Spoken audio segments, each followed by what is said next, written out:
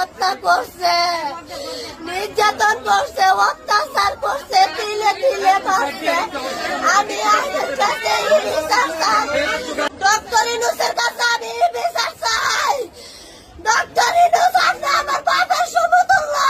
সকালবেলা কিভাবে মেয়েটাকে খুঁজে পাইলেন? সকালবেলা আমার স্বামী ফোন দিছে, দিয়া বলতেছে যে পাইছো কোনো খবর টবর আইছে, কোনো কিছু পাইছো? আমি কই না না, আমার মেয়ের মনে তৈলে রাখছে না, নাইলে তো অমর ব্যাপার কথা।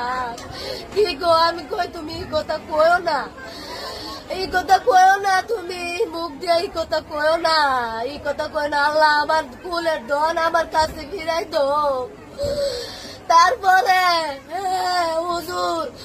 হুজুর বিলে ডাকতেছে, ওই বাসের বাড়ির বারাতকে দেয় মতলব দাদার ভাই কইতেছে মামানি গো মামানি, একটা বেড়া আপনারা দুই হাতে ডাকতেছে, কাটা জানে ডাকতে বাইরন। পরে বাইরেছি দুইরা বাইরা, হুজুর আয়া পড়ছে গেটের সামনে, আমরাও বাইরেছি। মানে রে বাবা গেছে, আপনি তাড়াতাড়ি যান, একবারে অবস্ত্র মেয়ে তাড়াতাড়ি যান। আমি আমার বাসুরে লইয়া না ডাক দিয়া, আমি কই ভাই ডাক দা বই রিজন কয় ডাক দাই। ও কোনকে পাইছেন? মসজিদ দুতলা খুব পাশে কি এর সাথে জানে সেলোয়ারটারে হুলছে, হুল্লা গলার সাথে বাঁধছে, বান্ধা সাইরা আমার যেটারে উপুক করে বালাই তো রাখছে, সারা অঙ্গ কালো হয়ে গেছে গা। এই জায়গাটা মনে ভাঙ্গে গেছে গা। আমি তো দীক্ষা শিক্ষের মারছি, আমি দীক্ষা শিক্ষের মারছি।